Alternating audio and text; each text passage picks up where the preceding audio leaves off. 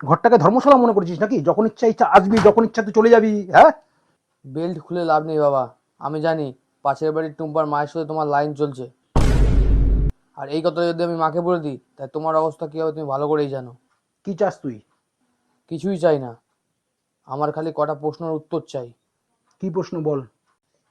মনে আছে বাবা, আমি ছোটবেলায় একবার ক্রিকেট খেলার জন্য একটা ব্যাট চেয়েছিলাম তোমার কাছে, কিন্তু তুমি আমাকে দাওনি। বলেছো তোর বড় বড় বোন আছে, তাদের বিয়ের জন্য টাকা জমাতে হবে, এই বলে আমাকে তুমি আর দাওনি। আর আজকে যখন ছোট ভাই বললো যে বাবা আমার ক্রিকেট খেলার জন্য ব্যাট লাগবে, তুমি ওকে পুরো ক্রিকেট কিট এনে দিয়ে দিলা। দেখ, তুই হচ্ছিস গিয়ে বাড়ির বড় ছেলে, তুই একটু হলেও বুঝিস, ও তো একদমই বোঝে না, তাই জন্য ওকে দেওয়া বল। আচ্ছা ঠিক আছে বাবা, আমি ওইটাও মেনে নিলাম, কিন্তু মনে আছে আমি তোমার কাছে 6টা মাস সময় দিয়েছিলাম যে 6টা মাস আমাকে সময় দাও, আমি একটা নিজে ভিডিও করব, ভিডিও করে আমি ইউটিউবার হব, আমি নিজের স্বপ্ন পূরণ করব। কিন্তু সেই সময় তুমি কি বলেছিলে মনে আছে? বলেছিলা এইসব ভিডিও ভিডিও করে সংসার চলে না, যা গিয়ে কোথাও একটা কাজ কর।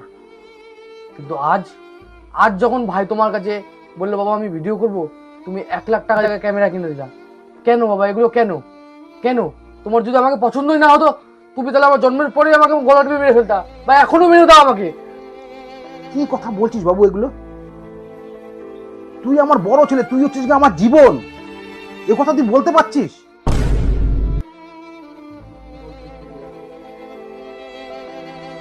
বল, বল তোর কি চাই? আজকে তোর বাপ তোর জন্য সবকিছু এনে দেবে।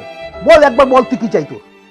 কালে বাবা একটা কাজ করো, টুম্পার সঙ্গে আমার সেটিংটা করিয়ে দাও। আমি তোর বাপ হই, দালাল নয়।